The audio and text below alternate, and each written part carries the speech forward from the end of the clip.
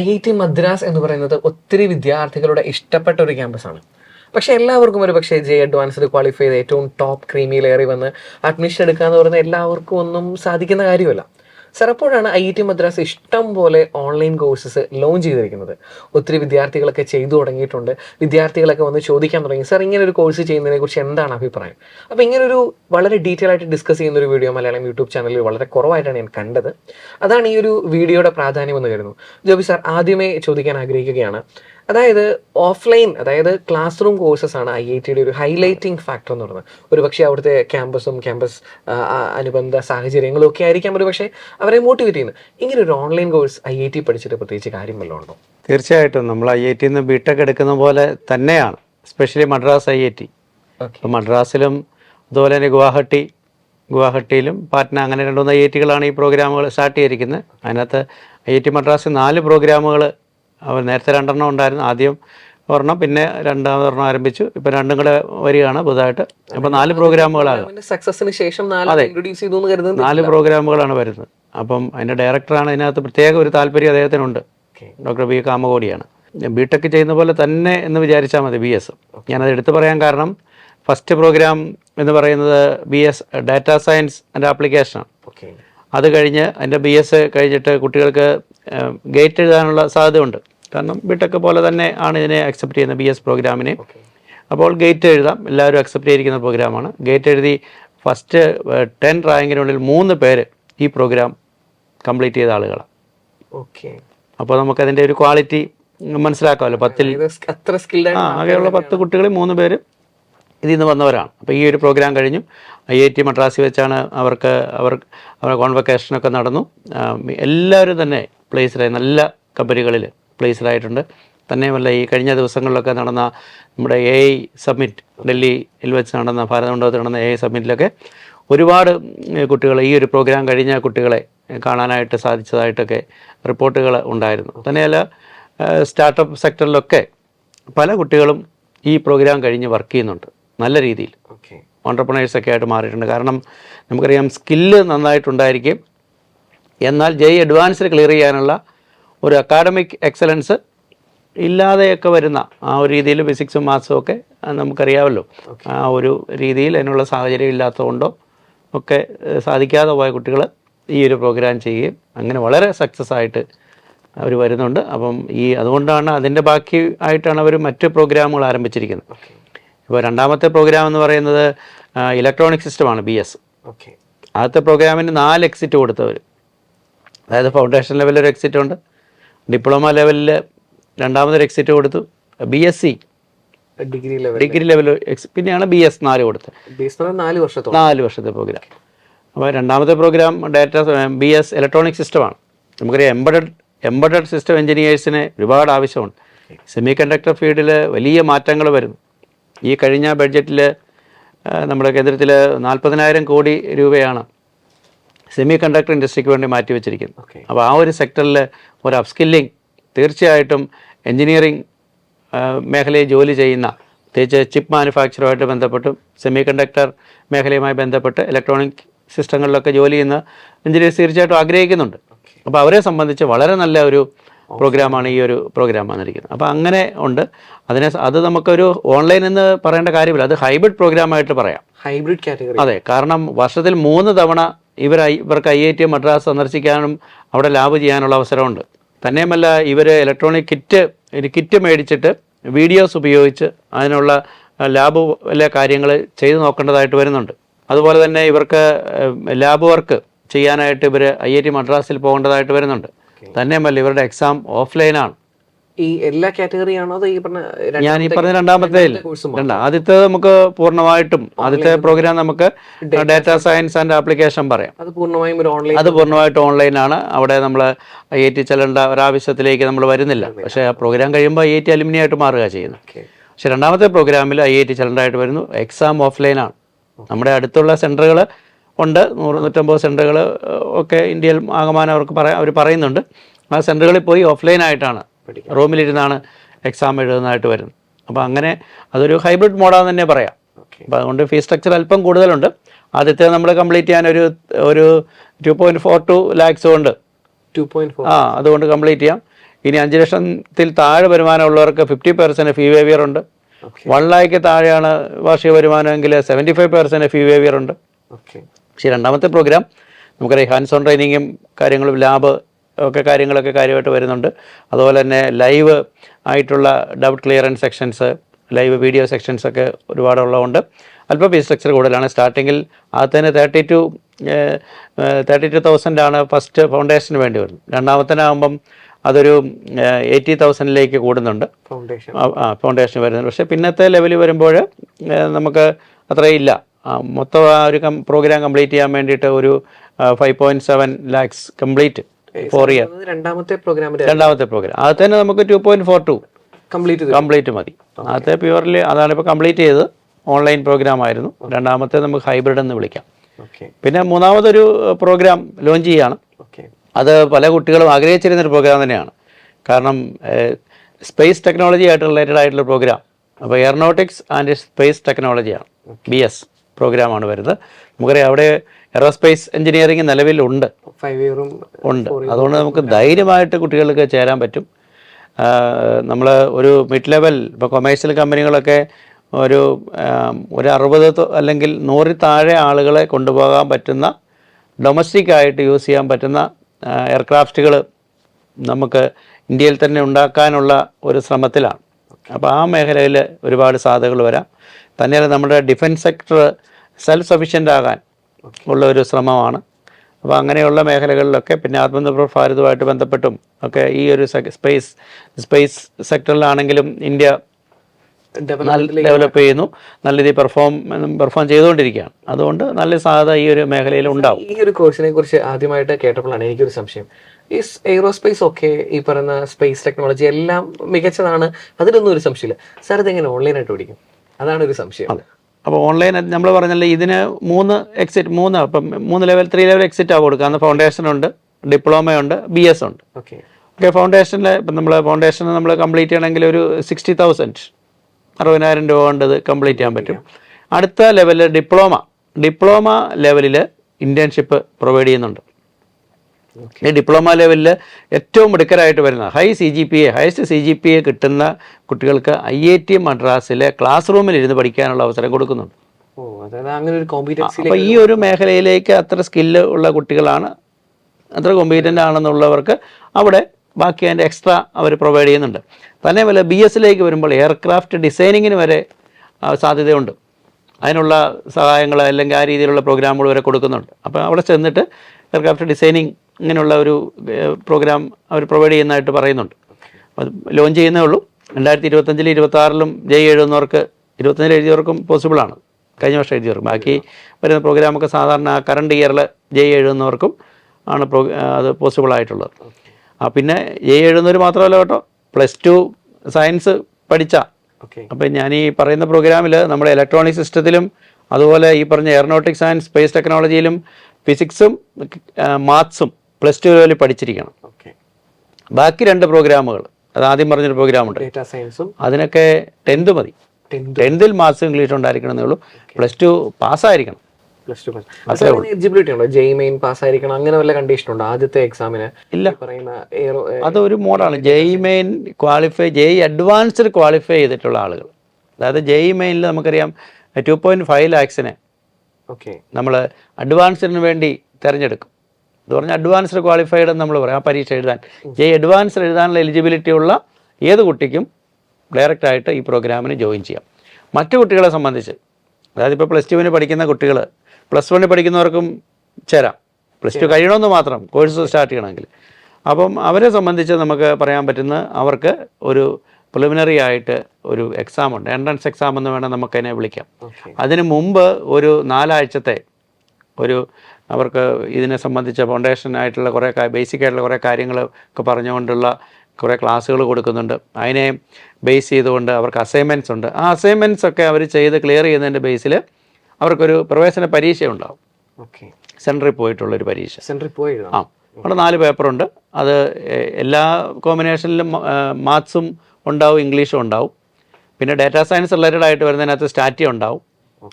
പിന്നെ ഇലക്ട്രോണിക് സിസ്റ്റത്തിനകത്ത് സർക്യൂട്ട്സും, പിന്നെ space technology related ആയിട്ട് വരുന്നിടത്ത് ഇലക്ട്രോണിക് സിസ്റ്റത്തിൻ്റെ ഒരു പേപ്പർ ഉണ്ടാവും. പിന്നെ C പ്രോഗ്രാമിംഗ് ചിലതിനകത്തുണ്ട്. അപ്പോൾ അങ്ങനെ 4 പേപ്പറാണ് ഉള്ളത്. അപ്പോൾ അതെഴുതി ക്ലിയർ ചെയ്യുന്നവർക്കും അവർക്കും എലിജിബിലിറ്റി ഉണ്ട്. ജെഇ അഡ്വാൻസ്ഡിന് ക്വാളിഫൈ ആയവർക്കും എലിജിബിലിറ്റി ഉണ്ടെന്ന് നമുക്ക് പറയാൻ പറ്റും. അതായത് ഒന്നെങ്കിൽ ജെഇ മെയിൻ ക്വാളിഫൈ ആയിരിക്കണം, ജെഇ മെയിൻ ക്വാളിഫൈ ആയിരിക്കണം, അല്ലെങ്കിൽ ഈ പറയുന്ന എക്സാമുകൾ ക്വാളിഫൈ ചെയ്ത് നമ്മൾ നേടണം. ഇതല്ലാതെ അതായത് ഇപ്പോൾ ഒരു പക്ഷേ ഒരു ബിടെക് കഴിഞ്ഞ ഒരാൾക്കോ അല്ലെങ്കിൽ ഡിഗ്രിയും PG കഴിഞ്ഞ ഒരാൾക്കോ അല്ലെങ്കിൽ വേറെ ഫീൽഡിൽ വർക്ക് ചെയ്യുന്ന ഒരാൾക്കോ ഒക്കെ ഒരു പക്ഷേ ഈ പറഞ്ഞ ഡേറ്റ സയൻസിലേക്കൊക്കെ കോഴ്സ് തിരഞ്ഞെടുക്കാനുള്ള സാധ്യതകളുണ്ടോ? പിന്നെ ഒരു ഓപ്ഷനുള്ള ഡിപ്ലോമക്കാർക്കാണ്. ഡിപ്ലോമ. അപ്പോൾ ഡിഗ്രി ഗ്രാജുവേഷൻ കഴിഞ്ഞെന്ന് പറയുമ്പോൾ +2 കംപ്ലീറ്റ് ചെയ്ത ആളാണല്ലോ. അപ്പോൾ തീർച്ചയായിട്ടും അവർക്കുണ്ട്. പിന്നെ ഈ വഴി അല്ലാതെ ഇപ്പം 10th കഴിഞ്ഞിട്ട് ഡിപ്ലോമ എടുത്ത് പോകുന്ന ആളുകളുണ്ട്, അവർക്കും എലിജിബിലിറ്റി ഉണ്ട്.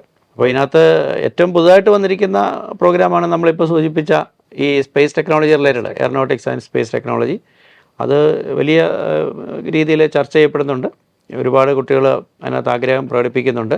ആ പ്രോഗ്രാമിന് നമുക്ക് കംപ്ലീറ്റ് ചെയ്യണമെങ്കിൽ ഒരു BS ലെവൽ കംപ്ലീറ്റ് ചെയ്യണമെങ്കിൽ 6 lakhs above 6.12 lakhs ഫുൾ 4 വർഷത്തെ 2.5 ലക്ഷം.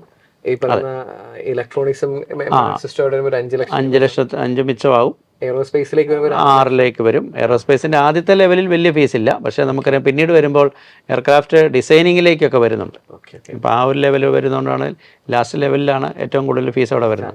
ഇപ്പോൾ 6.12 ആണ് പൂർണ്ണമായിട്ടത് പ്രോഗ്രാം കംപ്ലീറ്റ് ചെയ്യുന്നതിന് ആയിട്ട് വേണ്ടി വരുന്ന ഒരു ഫീസ്. ഈ 3 കോഴ്സുകളാണ് അവിടെ ലഭ്യമായിട്ടുള്ളത്. ഒരു പ്രോഗ്രാം കൂടെ ഉണ്ട്.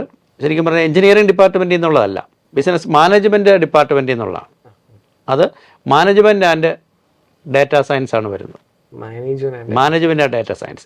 അപ്പോൾ അതും വളരെ നല്ലൊരു പ്രോഗ്രാമാണ്. കാരണം അവിടെ ഒരു നമുക്കറിയാം മറ്റ് ഇൻ്റർ ഡിസിപ്ലിനറി ആയിട്ട്, അപ്പോൾ ഒരു ബ്ലെൻഡാണ് മാനേജ്മെൻറ്റ് സെക്ടറും എഞ്ചിനീയറിംഗ് അല്ലെങ്കിൽ ടെക് ഫീൽഡും, ടെക് ആൻഡ് മാനേജ്മെൻറ്റ്, പ്രത്യേകിച്ച് ഫിൻടെക് കമ്പനികളിൽ ഒക്കെ ജോലി കിട്ടാനൊക്കെ വലിയ സാധ്യതയുള്ളതാണ്. അപ്പോൾ മാനേജ്മെൻറ്റ് സെക്ടറിൽ ടെക്നിക്കൽ നോളജ് ഉള്ളവർ, ഡാറ്റ സയൻസ് നന്നായിട്ട് പ്രാക്ടീസ് ചെയ്ത ആളുകൾ, ഡാറ്റ അനലിറ്റിക്സ് എക്സ്പീരിയൻസ് ഉള്ള ആളുകൾ, അവരൊക്കെ മാനേജ്മെൻറ്റ് സെക്ടർ കൂടെ ബ്ലെൻഡ് ചെയ്ത് വരുമ്പോഴത്തേനും നല്ല സാധ്യത ഉണ്ടാകും. അപ്പം ഇവിടെ ബിസിനസ് മാനേജ്മെൻറ്റും പിന്നെ ഒരുപാട് പേപ്പേഴ്സുണ്ട്, എക്കണോമിക്സ് റിലേറ്റഡ് ആയിട്ടുള്ള പേപ്പേഴ്സൊക്കെ ഉണ്ട്. അതുപോലെ തന്നെ ഡാറ്റ സയൻസിൻ്റെ പേപ്പേഴ്സും പഠിക്കാനുണ്ട്. അപ്പോൾ ഇത് നല്ലൊരു പ്രോഗ്രാമാണ്. ഇതിന് വലിയ ഫീസ് സ്ട്രക്ചർ നോക്കുമ്പോൾ ഇത് നമ്മുടെ ഡാറ്റ സയൻസിനേക്കാൾ അല്പം കൂടി ഉയർന്ന ഒരു 3.12 ആ ഒരു റേഞ്ച് കൊണ്ട് നമുക്ക് 4 വർഷത്തെ ഇതിനൊക്കെ 3 സ്റ്റെപ്പ് എക്സിറ്റാണ് ഉള്ളത്. BSc ഇല്ല, BS ആണ് ഇതിനൊക്കെ ഉള്ളത്. അപ്പം ആ ഒരു ലെവല് ശരിക്കും പറഞ്ഞാൽ ഒരു മാനേജ്മെന്റിലും അതെ. അപ്പം ആ ഒരു ലെവലിൽ നമുക്ക് കംപ്ലീറ്റ് ചെയ്യാൻ പറ്റും. അതും ലോഞ്ച് ചെയ്യുന്നേ ഉള്ളൂ. ഒരു വിധത്തിൽ പറഞ്ഞാൽ ഏറ്റവും അവസാനം വന്ന പ്രോഗ്രാം അതാണെന്ന് പറയാം. ഇതിൻ്റെ എലിജിബിലിറ്റി എന്താണ്? ഇതിന് നമ്മൾ നേരത്തെ പറഞ്ഞ ഡാറ്റാ സയൻസിൻ്റെ തന്നെയാണ്. അതായത് 10th മാത്സും ഇംഗ്ലീഷും പഠിച്ചിരിക്കണമെന്നേ ഉള്ളൂ. 12 കംപ്ലീറ്റ് ചെയ്തിരിക്കണം, അത്രേ ഉള്ളൂ. 12 ഫിസിക്സും കെമിസ്ട്രിയും പഠിക്കണമെന്നും അങ്ങനെയൊന്നുമില്ല. പിന്നെ JEE, നേരത്തെ പറഞ്ഞ JEE എലിജിബിലിറ്റി 2026 JEE എഴുതുന്നവരിൽ നിന്ന് JEE മെയിൻ ക്വാളിഫൈ ചെയ്ത ആളുകൾക്ക് അവർക്കും എലിജിബിലിറ്റി ഉണ്ട്. ഇവിടെ എല്ലാ 4 കോഴ്സിലേക്കും ഒരു പ്രവേശന പരീക്ഷയുണ്ട്. നമ്മൾ ഇത് പറഞ്ഞ പോലെ 4 പേപ്പറുകൾ തമ്മിൽ ചെറിയ വ്യത്യാസങ്ങളുണ്ടെന്നേ ഉള്ളൂ. അതുപോലെ ആപ്ലിക്കേഷൻ ഫീലും ചെറിയ വ്യത്യാസമോ 3000 രൂപ അല്ലെങ്കിൽ 4000 രൂപ അത്രയൊക്കെ വരുന്നുള്ളൂ. അതായത് ചുരുക്കി ഞാൻ മനസ്സിലാക്കിയത്, ഒന്ന് JEE മെയിൻ എഴുതി നിങ്ങൾക്ക് അഡ്മിഷൻ നേടാൻ പറ്റും. അതല്ലെങ്കിൽ ഈ പറഞ്ഞ പ്രോഗ്രാമിൽ എൻറോൾ ചെയ്യുക, അവരുടെ കോഴ്സുകളൊക്കെ ചെറുതായി ഒന്ന് അറിഞ്ഞതിന് ശേഷം അതിന്റെ അടിസ്ഥാനത്തിൽ IIT മദ്രാസ് നടത്തുന്ന എക്സാം പാസ്സായി കഴിഞ്ഞാൽ അതിൻ്റെ ഒരു ബെനിഫിറ്റ് എന്ന് പറഞ്ഞാൽ നമ്മൾ ഇപ്പം 4 പേപ്പറുകൾ ഉണ്ടെങ്കിൽ നമുക്ക് 1 പേപ്പറായിട്ട് എടുക്കാം, 2 പേപ്പറായിട്ട് എടുക്കാം, 3, 4 അത് 2 രീതിയിലുണ്ട്. ഒന്നുകിൽ നമുക്ക് സെലക്ട് ചെയ്യാം, അല്ലെങ്കിൽ ഈ പ്രവേശന പരീക്ഷയ്ക്ക് നമുക്ക് കിട്ടുന്ന പെർസെൻറ്റേജ് 40% ആണെങ്കിൽ പലപ്പോഴും 1 പേപ്പറാണ്. ഇപ്പം നമ്മൾ സ്പേസ് ടെക്നോളജിയിലൊക്കെ അങ്ങനെയാണ്, 1 പേപ്പർ തരുമോ. അത് 50 ആണെങ്കിൽ 2 പേപ്പർ എടുക്കാം. അപ്പം നമ്മൾ എത്ര പേപ്പർ എടുക്കുന്നോ അതിനുള്ള പേയ്മെൻറ്റ് നമ്മൾ കൊടുത്താൽ മതി. ഫ്ലെക്സിബിളാണ്, ഫുൾ പേയ്മെൻ്റ് ഒന്നും ആവശ്യമില്ല. തന്നെയല്ല, നേരത്തെ പറഞ്ഞ പോലെ 5 ലക്ഷത്തിൽ താഴെയാണെങ്കിൽ എല്ലാ പ്രോഗ്രാമിനും 50% ഫീ വേവിയർ ഉണ്ട്. 1 ലക്ഷത്തിൽ താഴെയാണ് വാർഷിക വരുമാനമെങ്കിൽ 75% ഫീ വേവിയർ ഉണ്ട്. സാർ, ഞാനിത് വേറൊരു ആംഗിളിൽ ചിന്തിക്കാൻ ആഗ്രഹിക്കുകയാണ്. അതായത് ഇപ്പം ഒരു ബിടെക് ഒക്കെ പഠിക്കുന്ന അല്ലെങ്കിൽ അതുപോലെ മറ്റു കോഴ്സുകൾ പഠിക്കുന്ന വിദ്യാർത്ഥികളുണ്ടല്ലോ. അതായത് അവർ ഒന്നും എഴുതിയിട്ടില്ല അല്ലെങ്കിൽ എഴുതി വളരെ കുറഞ്ഞ മാർക്കാണ് വന്നത്. മറ്റൊരു കോളേജിൽ ഒരു ബിടെക്കോ അല്ലെങ്കിൽ ഒരു BScയോ ചെയ്യുന്ന ഒരാൾ കുറച്ചും കൂടി ഒരു ജോബ് ഓറിയന്റഡ് ആയിട്ടൊരു കോഴ്സ് എന്ന രീതി കണക്കാക്കുക. എൻ്റെ മനസ്സിലേക്ക് വരുന്ന 2 കോഴ്സുകളാണ്. ഒന്നെങ്കിൽ സാർ ഈ പറഞ്ഞ 4ാമത്തെ പ്രോഗ്രാം, ഈ പറഞ്ഞ ഡേറ്റാ സയൻസും ഉണ്ട്, ഈ പറഞ്ഞ മാനേജ്മെന്റ് സൈഡും ഉണ്ട്, ഒരു പക്ഷേ അതായിരിക്കും ബെറ്റർ. അല്ലെങ്കിൽ ഈ പറഞ്ഞ ആദ്യത്തെ AI ആൻഡ് ഡേറ്റാ സയൻസ്, അങ്ങനെയുള്ളവർക്കും ഇത് ചൂസ് ചെയ്യാമല്ലോ? തീർച്ചയായിട്ടും. കാരണം അങ്ങനെയുള്ളവർക്ക് ചൂസ് ചെയ്യാൻ തന്നെയല്ല, നമുക്ക് നല്ല സമയമാണ് കിട്ടുന്നത്. ഇത് നമ്മൾ ഈ 4 വർഷം കണ്ട് കംപ്ലീറ്റ് ചെയ്യുമെന്ന് പറയുന്നത് 4 മുതൽ 8 വരെ ആകാം, ചിലപ്പോൾ 10 വർഷം വരെ ആകാം. അപ്പോൾ അത്രയും ഒരു ടൈം ഗ്യാപ്പ് നമുക്കിവിടെ കിട്ടുന്നുണ്ട്. അപ്പോൾ അതിനിടയ്ക്ക് നമുക്കൊരു ജോബ് കിട്ടിക്കഴിഞ്ഞാലും അതിനോടിടയ്ക്ക് ആവശ്യമുള്ള പേപ്പേഴ്സ് മാത്രം സെലക്ട് ചെയ്തുകൊണ്ട് നമുക്ക് പഠിച്ച് മുന്നോട്ട് പോകാനുള്ള അവസരം തരുന്നുണ്ട്. അത് അതിൻ്റെ ഏറ്റവും വലിയ പ്രത്യേകത അതാണ്. ഫ്ലെക്സിബിലിറ്റിയാണ്. ലോകത്ത് എവിടെ ഇരുന്നും പഠിക്കാം, എവിടെ ഇരുന്നും ചെയ്യാം. ഇതൊക്കെ ഓൺലൈനായിട്ടല്ലേ എക്സാം വരുന്നത്? എല്ലാം ഓൺലൈനാണ് എക്സാം വരുന്നത്. ഓഫ്ലൈൻ എക്സാം വരുന്നുണ്ട്. ഓഫ്ലൈൻ എക്സാം വരുന്നത് നമുക്കറിയാം, ഇലക്ട്രോണിക് സിസ്റ്റം, അതിനൊരു ഹാൻഡ്സ് ഓൺ എക്സ്പീരിയൻസ് വേണ്ടി വരുന്നുണ്ട് അവർക്കും. പിന്നെ സ്പേസ് ടെക്നോളജി വരുമ്പോൾ അതിൻ്റെ നെക്സ്റ്റ് ലെവലിലേക്കൊക്കെ വരുമ്പോഴത്തേനും നമുക്ക് അറിയാം അവിടെയും ഒരു ഹാൻഡ്സ് ഓൺ എക്സ്പീരിയൻസ് ഉണ്ടെങ്കിലേ കാര്യമുള്ളൂ. ആദ്യത്തെ ലെവലിൽ നമുക്ക് ഓൺലൈനായിട്ട് തന്നെയാണ് പോകുന്നത്. ഓക്കെ. ഒരു കൃത്യമായ ഐഡിയ എല്ലാവർക്കും കിട്ടിയെന്ന് കരുതിയാണ്. സാർ, ഇനി ഞാനൊരു 2 ആർഗ്യുമെന്റ് പ്ലേസ് ചെയ്യാനാണ് ഉദ്ദേശിക്കുന്നത്. ഇത് എൻ്റെ അടുത്ത് സ്റ്റുഡൻസ് ചോദിച്ചാൽ അവർ എൻ്റെ അടുത്ത് പറഞ്ഞ ഡയലോഗ് എന്നുള്ളതാണ്. അതായത്, ഒന്നാമത്തെ കാറ്റഗറി ഇതിനെ പോസിറ്റീവായിട്ട് എടുക്കുന്ന ഒരു കുറച്ച് വിദ്യാർത്ഥികളുണ്ട്. ഞാൻ എഞ്ചിനീയറിംഗ് സ്റ്റുഡൻസിലെ 2-3 വേറെ കമൻ്റ് ആണ് പറയാൻ ഉദ്ദേശിക്കുന്നത്. അതായത്, ഈ പറഞ്ഞൊരു പക്ഷേ ഒരു JEE ക്ലിയർ ചെയ്യണമെന്നില്ല, ഒരു പക്ഷേ കീമിൽ എവിടെയായിരിക്കും പ്ലേസ് ചെയ്യുന്നത്, അങ്ങനെയുള്ള സ്റ്റുഡൻസിന് പലരും റിപ്പീറ്റ് ചെയ്യുന്ന പല വിദ്യാർത്ഥികളും തന്നെ ഈ പറഞ്ഞ ഓൺലൈൻ പ്രോഗ്രാമുകളൊക്കെ ചെയ്യുന്നത് കണ്ടിട്ടുണ്ട്. ലെവൽ 1 കഴിഞ്ഞു എന്നൊക്കെ അവർ വന്ന് പറഞ്ഞിട്ടുണ്ട്. അതായത് ഒരു സ്റ്റുഡൻസിന് ഇത് വളരെ ഒരു ബെനിഫിഷ്യൽ ആണ് എന്ന് പറയുന്ന ഒരു കാറ്റഗറി ഉണ്ട്. രണ്ടാമത്തെ ഒരു കാറ്റഗറി അവർ തന്നെ കുറച്ചൊരു പറഞ്ഞാണ്, സാർ ഇത് ഈ പറഞ്ഞ എഡ്യൂക്കേഷണൽ ഇൻസ്റ്റിറ്റ്യൂഷൻ, പ്രത്യേകിച്ചും IIT മദ്രാസിനൊക്കെ അവരുടെ ഒരു ഫണ്ട് കണ്ടെത്തുന്നതിന് വേണ്ടി എക്സ്ട്രാ നടത്തുന്ന ഒരു ബിസിനസിന്റെ പാർട്ടല്ലേ എന്ന് ചിന്തിക്കുന്ന കുറച്ച് വിദ്യാർത്ഥികളുമുണ്ട്. അല്ലെങ്കിൽ ഒരാൾ തന്നെ 2 രീതിയിലും ചിന്തിക്കാം.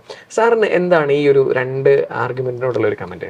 ഒരിക്കലുമല്ല. ഇവർ ഈ പ്രോഗ്രാം തുടങ്ങാനുള്ള മോട്ടീവ് അത് ഫിനാൻസ് അല്ല എന്ന് നമുക്ക് കൃത്യമായിട്ട് പറയാൻ പറ്റും. വളരെ ചെറിയ ഫീസാണ്. കോവിഡ് കാലത്താണ് ഫസ്റ്റ് പ്രോഗ്രാം അവർ സ്റ്റാർട്ട് ചെയ്യുന്നത്. നമുക്കറിയാം നോമിനൽ ആയിട്ടുള്ള, ഇപ്പോൾ IIT വെച്ച് നോക്കുമ്പോൾ നമുക്കറിയാം വളരെ നോമിനൽ ആയിട്ടുള്ള ഫീസാണ്. അവർ കൊടുക്കുന്ന മെറ്റീരിയൽ, അവരുടെ ക്ലാസ്സുകൾ, മറ്റ് ഫെസിലിറ്റീസ്, ഇതെല്ലാം വെച്ച് കമ്പയർ ചെയ്യുമ്പോൾ തന്നെയല്ല ഫീ വേവിയറിന് നല്ല സാധ്യതയുണ്ട്. ആർക്കും പൈസ ഇല്ല എന്ന ഒരു കാരണം കൊണ്ട് പഠിക്കാതിരിക്കേണ്ട ആവശ്യമില്ല. അപ്പോൾ ഇതിനകത്ത് അവരുടെ ഒരു മോട്ടീവ് എനിക്ക് തോന്നുന്നത് റൂറൽ ഏരിയയിൽ നിന്നുള്ള, ഗ്രാമീണ മേഖലകളിൽ നിന്നുള്ള കുട്ടികൾക്ക് ഒരുപക്ഷെ JEE കോച്ചിങ് കാര്യങ്ങൾ ഒക്കെ അപ്രാപ്യമായിട്ടുള്ള പല മേഖലകളിലുള്ള ആളുകളുണ്ട്, നമുക്ക് സമൂഹത്തിലുണ്ട്. അപ്പോൾ അങ്ങനെയുള്ള കുട്ടികൾ അവർ മറ്റെന്തെങ്കിലുമൊക്കെ ഡിഗ്രി പ്രോഗ്രാമൊക്കെ ചെയ്ത് ഏതെങ്കിലും ജോലി ചെയ്യുന്നതോ അല്ലെങ്കിൽ പഠിച്ചുകൊണ്ടിരിക്കുന്നതോ ആയിട്ടുള്ളവർക്ക് അവരുടെ മനസ്സിൽ ഇങ്ങനെ ഒരു IIT മദ്രാസിനെ കുറിച്ച് അറിയുകയും ഇങ്ങനെ ഒരു പ്രോഗ്രാമിനെ കുറിച്ച് അറിയുകയും അതിൻ്റെ കണ്ടൻറ്റ് അല്ലെങ്കിൽ എൻ്റെ കരിക്കുലം എന്താണെന്ന് മനസ്സിലാക്കുകയും ചെയ്യുമ്പോൾ അത് താല്പര്യമുള്ള മേഖലകളെക്കുറിച്ചാണെങ്കിൽ ഒരു അപ്സ്കില്ലിങ്ങിന് അല്ലെങ്കിൽ ഒരു റീസ്കില്ലിങ്ങിന് അല്ലെങ്കിൽ പുതുതായിട്ട് എന്തെങ്കിലുമൊക്കെ പഠിക്കാൻ ആഗ്രഹമുള്ളവർക്കൊക്കെ പഠിക്കാൻ വേണ്ടിയിട്ട് തന്നെ ആരംഭിച്ചതാണ്. ഒരിക്കലും ഒരു മണി മോട്ടീവായിട്ട് ആരംഭിച്ചതല്ല എന്ന് നമുക്ക് നിസ്സംശയം പറയാം. സാർ, അതുപോലെ ഏതൊരു കോഴ്സ് തിരഞ്ഞെടുക്കുമ്പോഴും ഏറ്റവും കൂടുതൽ ക്രൈറ്റീരിയ കോളേജിനാണ് കൊടുക്കുന്നത്. ഇപ്പോൾ കോളേജ് ഓക്കെ, കോഴ്സസ് ഒക്കെ ഓക്കെ, കൃത്യമായ ഐഡിയ കിട്ടി. ഇനി പ്ലേസ്മെൻറ്റാണ്, കാശ് മുടക്കുന്നുണ്ട്, റിട്ടേൺ വേണം. എങ്ങനെയാണ് സാറിൻ്റെ ഒരു ഫിനാൻഷ്യൽ പോയിന്റ് ഓഫ് വ്യൂ നോക്കുമ്പോൾ ഒരു വാല്യൂ ഫോർ മണി ആണോ? തീർച്ചയായിട്ടും. കാരണം ഈ പ്രോഗ്രാമുകൾ ഇൻഡസ്ട്രി റെഡി ആയിട്ടുള്ള സ്റ്റുഡൻസിനെ പ്രൊവൈഡ് ചെയ്യാൻ വേണ്ടിയിട്ടാണ്. അപ്പം നമ്മൾ ഏത് പ്രോഗ്രാം നോക്കിയാലും ഓരോന്നും അതിൻ്റെ സമയത്താണ്. ഡാറ്റാ സയൻസ് അത് കഴിഞ്ഞാണ് നമുക്ക് കാണാം ഇലക്ട്രോണിക് സിസ്റ്റം തുടങ്ങി. അപ്പോൾ സെമി കണ്ടക്ടർ ഇൻഡസ്ട്രിയിൽ ഒരു ബൂമുള്ള ഒരു സമയമാണ്. ഡാറ്റാ സയൻസ് കോവിഡ് കഴിഞ്ഞപ്പോൾ നമുക്കറിയാം ടെക് ഫീൽഡിൽ മൊത്തം ഒരു ഉണർവുണ്ടായി. ഇപ്പോൾ വന്നിരിക്കുന്ന മാനേജ്മെൻറ്റ് റിലേറ്റഡ് ആയിട്ട് വന്നിരിക്കുന്നു. അപ്പോൾ ഇതിൻ്റെ ഒരു ബ്ലെൻഡിങ് ആവശ്യമായിട്ട് കണ്ടിരിക്കുന്നു. അപ്പോൾ തീർച്ചയായിട്ടും അത് തന്നെയല്ല, ഇത് ഒരു വെറുതെ തുടങ്ങിയിരിക്കുന്നതല്ല. ഇത് ഈ അവിടെ പ്ലേസ്മെൻറ്റ് വരുന്ന കമ്പനികളിൽ ഉള്ള ആളുകളുമായിട്ട് അവിടെ CEOമാരോ CTOമാരോ ഒക്കെ ആയിട്ട് ആലോചിച്ച് അവർക്ക് വേണ്ട ഇതിൻ്റെ കോഴ്സ് കരിക്കുലം തന്നെ അങ്ങനെ പ്രൊവൈഡ് ചെയ്തിരിക്കുന്നതാണ്. അപ്പോൾ അതുകൊണ്ട് തീർച്ചയായിട്ടും ഈ കുട്ടികൾ പ്ലേസ്ഡ് ആവുന്ന കാര്യത്തിൽ നമുക്ക് സംശയിക്കേണ്ട കാര്യമില്ല. തന്നെയല്ല, അവിടുത്തെ പ്ലേസ്മെൻറ്റ് സെല്ല് 100% അസിസ്റ്റൻസ് കൊടുക്കുന്നുണ്ട്. അവിടെ നിന്നുള്ള കുട്ടികളെ പോലെ തന്നെയാണ് പരിഗണിക്കുന്നത്. നമ്മൾ പറഞ്ഞല്ലോ, ഇവരും അവിടുത്തെ അലുമിനി ആയിട്ട് തന്നെയാണ് ഭാവിയിൽ അറിയപ്പെടുന്നത്. പലപ്പോഴും അവിടെയുള്ളവരെക്കാളും സ്കിൽഫുള്ളായിട്ടുള്ളവർ ഈ ഒരു പ്രോഗ്രാം ചെയ്ത് വരാൻ സാധ്യതയുണ്ട്. അത് മനസ്സിലാക്കിക്കൊണ്ടാണ് ഈ ഒരു പ്രോഗ്രാം അവർ മുന്നോട്ട് കൊണ്ടുപോകുന്നു. എങ്കിലും എന്താണെങ്കിലും ഇത് വളരെ സക്സസ്ഫുള്ളാണ്. അതുകൊണ്ടാണ് ഒന്ന് സ്റ്റാർട്ട് ചെയ്തിട്ട് അവർ അല്പം വെയിറ്റ് ചെയ്തതിന് ശേഷം പെട്ടെന്ന് പുതിയ പ്രോഗ്രാമുകൾ ആയിട്ട് വരുന്നത്. ഇനിയും കൂടുതൽ പ്രോഗ്രാമുകൾ നമുക്ക് പ്രതീക്ഷിക്കാം. മറ്റ് IIT-കളിലും പ്രതീക്ഷിക്കാം. ഇപ്പോൾ നിലവിൽ നമ്മൾ നേരത്തെ പറഞ്ഞ ഗുവാഹട്ടിയാണ് മെയിനായിട്ട് വന്നിരിക്കുന്നത്. ഒരു പ്രമുഖ IIT ഗുവാഹട്ടിയാണ്. ഇപ്പം അത് മറ്റ് IIT-കളിലും അത് വരാനുള്ള സാധ്യതകൾ നമുക്ക് പറയാം. ഒത്തിരി വിദ്യാർത്ഥികളുടെ റിക്വസ്റ്റ് പ്രകാരം ചെയ്ത ഒരു വീഡിയോ ആണിത്. അവർക്കെല്ലാം ഇതിനെക്കുറിച്ച് അറിയാനുള്ള ക്യൂരിയോസിറ്റിയാണ് ഓരോ ചോദ്യങ്ങളായിട്ട് ഈ ഒരു സെക്ഷനിൽ വന്നത്. വിദ്യാർത്ഥികൾക്കും അതുപോലെ തന്നെ മറ്റു പല ഫീൽഡിൽ വർക്ക് ചെയ്യുന്നവർക്കും ഒരുപക്ഷെ എന്താണ് അല്ലെങ്കിൽ എങ്ങനെയാണ് ഇതിൻ്റെ ഒരു കോഴ്സ്, എന്താണ് ഇതിൻ്റെ സാഹചര്യം എന്നൊക്കെ കൃത്യമായ ഐഡിയ കിട്ടി എന്ന് ഞങ്ങൾക്ക് ഉറപ്പുണ്ട്. Thank you sir, thank you very much. Brilliant Study Center, India's #1 coaching center for NEET and JEE.